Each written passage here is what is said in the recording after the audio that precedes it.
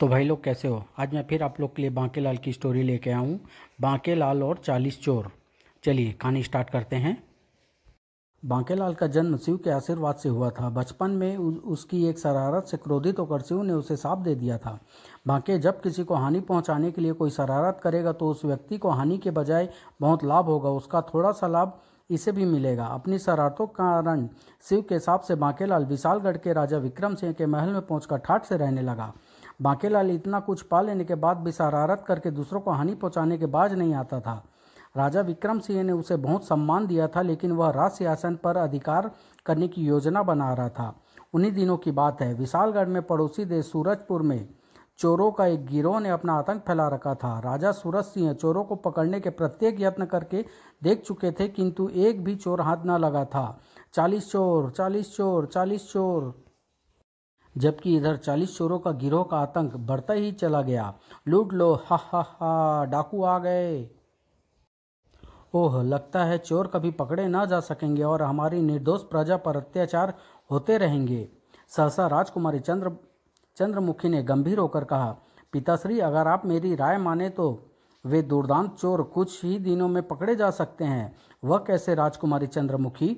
हमारे पड़ोसी देश विशालगढ़ में आजकल बांकेलाल के नाम की बहुत धूम है। बांकेलाल? बांकेलाल?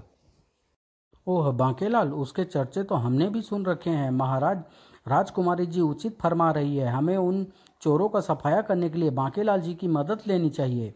विशालगढ़ के राजा विक्रम सिंह हमारे गहरे मित्र हैं, वे बांकेलाल को हमारी मदद के लिए अवश्य भेजेंगे।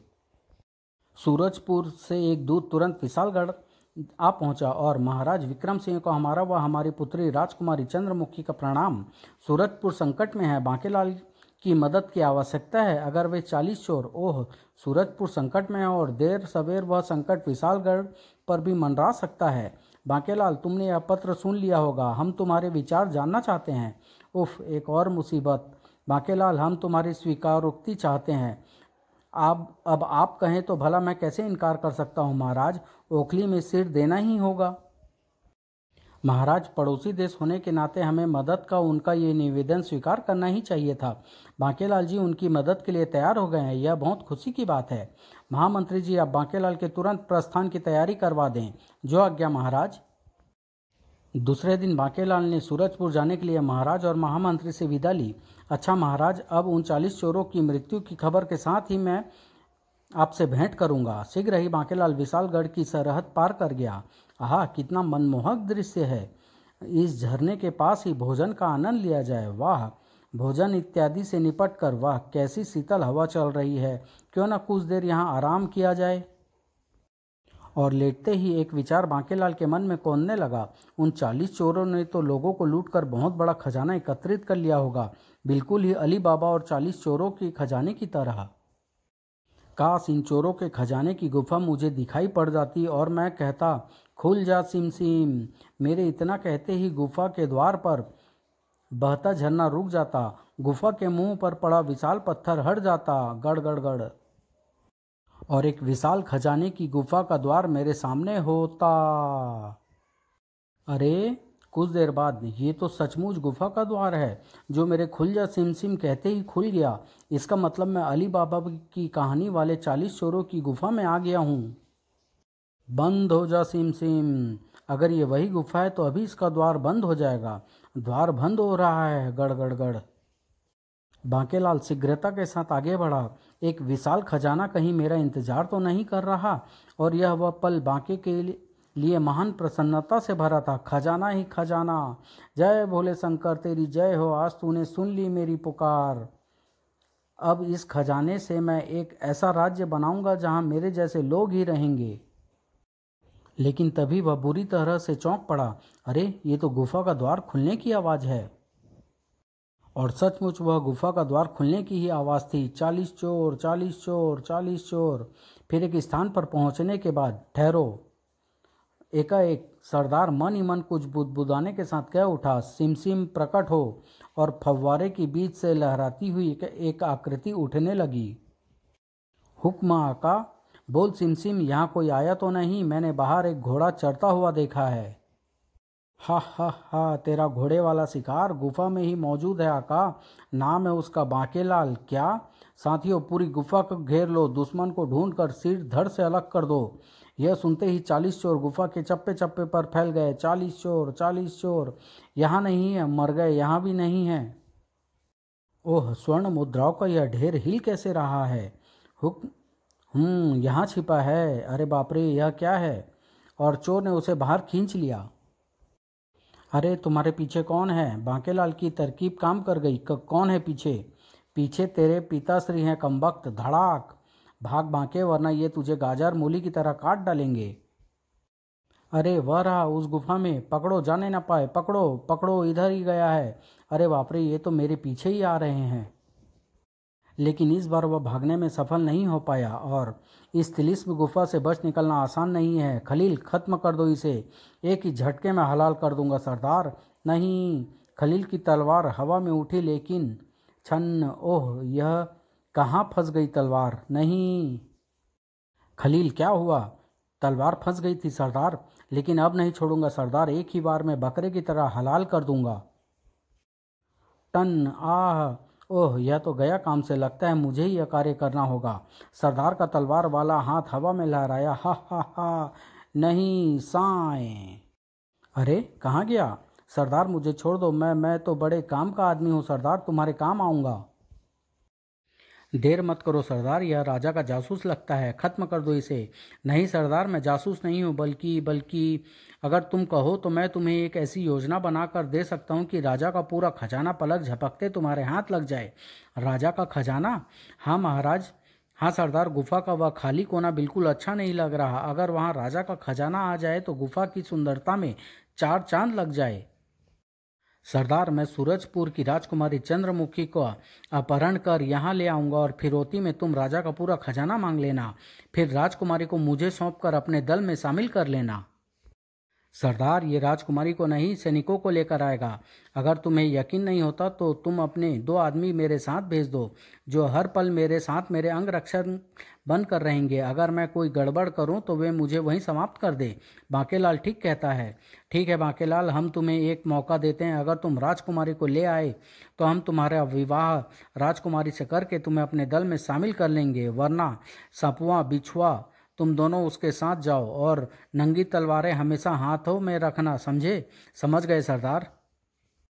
इस प्रकार बांकेलाल सपुआ और बिछुआ के साथ सूरजपुर की ओर चल पड़ा।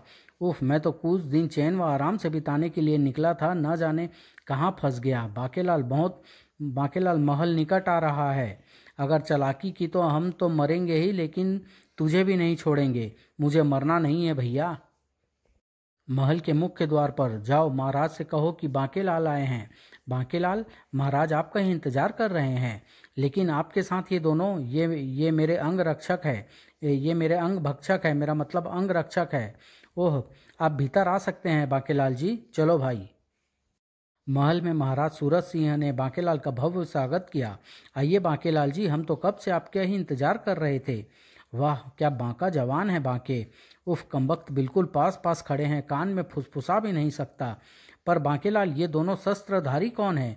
ये मेरे अंग रक्षक है महाराज, हमेशा मुझसे चिपके रहते हैं, महाराज का आदेश है ना।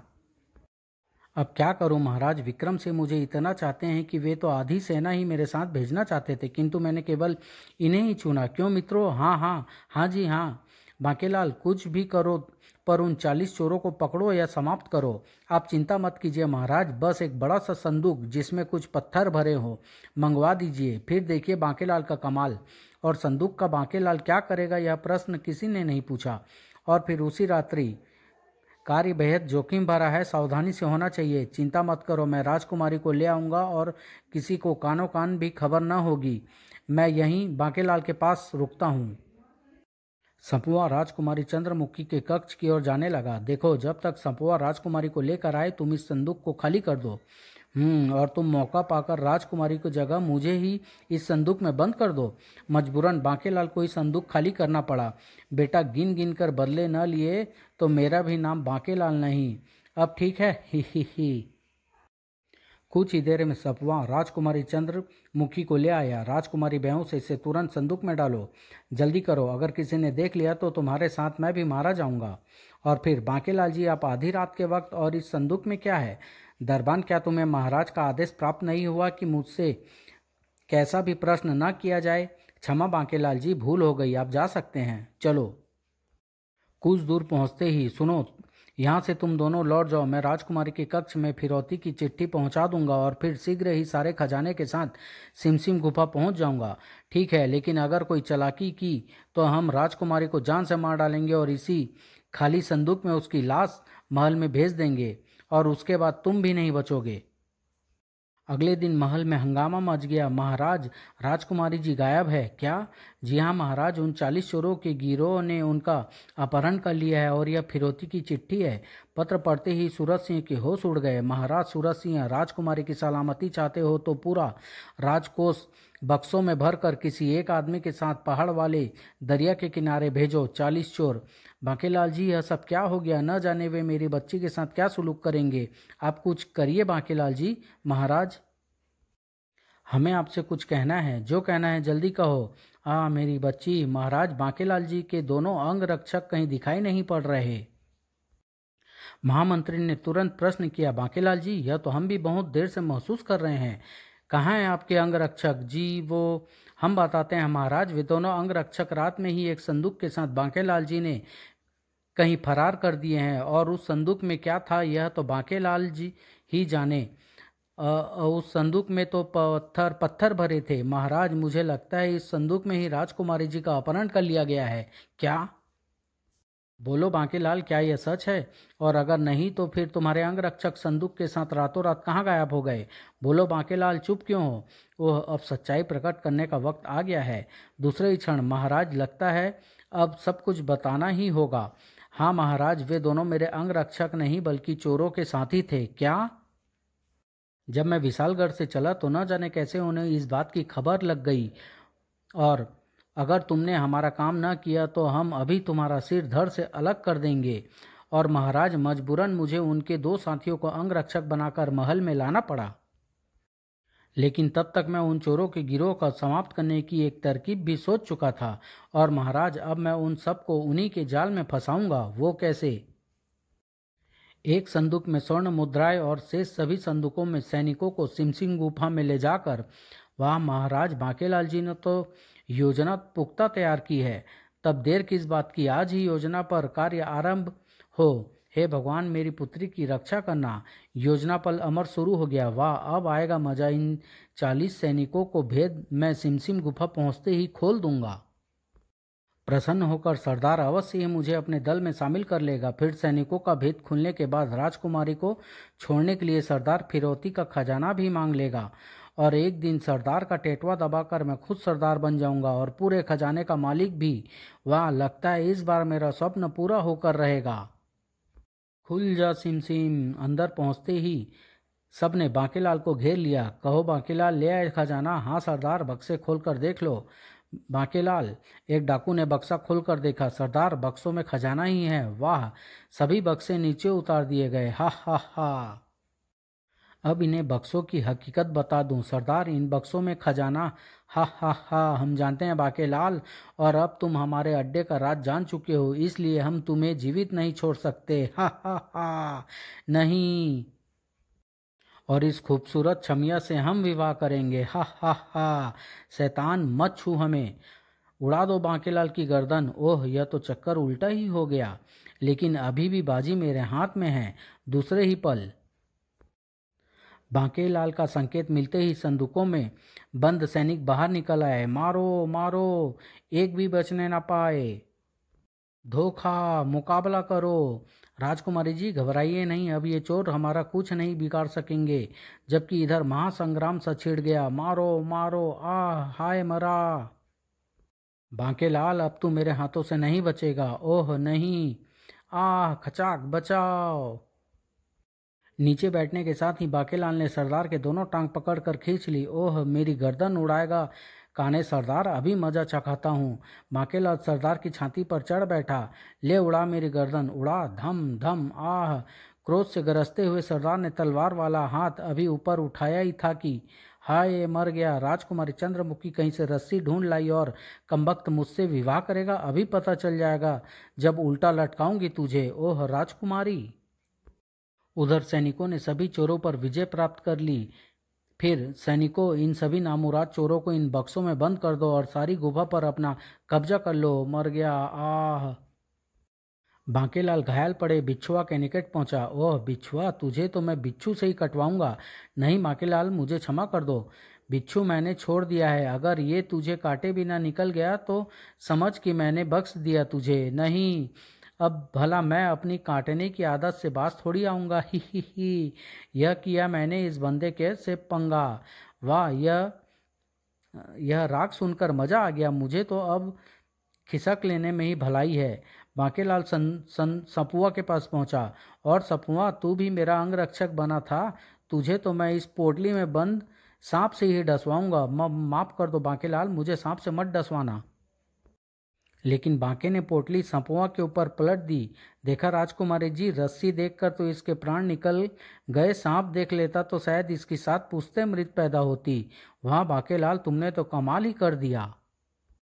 अंत में जब चोरों व खजाने से गुफा खाली कर ली गई, क्यों सरदार, अब कर दूं तेरी गर्दन धड़ से जुदा? नहीं, मुझे क्षमा कर दो। नहीं बांकेलाल, इसे जीवित मत छोड़ना। नहीं राजकुमारी जी, इसे मार कर मैं अपने हाथ गंदे क्यों करूं? इसे ऐसे ही लटका रहने दो। यहीं लटके लटके एक दिन इसके प्राण निकल जाएंगे। नहीं, मुझे अकेला छोड़कर मत जाओ।